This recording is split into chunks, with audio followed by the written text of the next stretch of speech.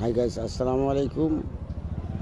যেই দ্বীপটা দেখাতেছি এটা হলো পদ্মা নদীর ধার, পদ্মা নদীর তীর। এখন বর্তমানে খরার কারণে এই নদীটা শুকাই গিয়েছে।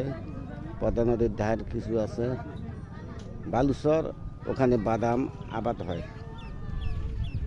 তবে এটা হলো কুষ্টিয়া ডিস্ট্রিক্ট, দৌলতপুর থানা, আবেদের ঘাট। কুষ্টিয়া ডিস্ট্রিক্ট, দৌলতপুর থানা, আবেদের ঘাট। এখানে দেখেন অনেক দূর এড়িয়ে বেলে আমি ভিডিওটা করছি, হয়তো মোবাইলে ছোটো স্ক্রিনের কারণে হয়তো ক্লিয়ার দেখা নাও যাইতে পারে।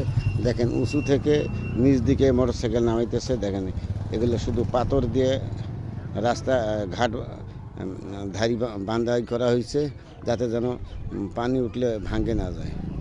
দেখেন ওই দ্বীপের মধ্যে দেখেন মোটরসাইকেল নিয়ে যায়।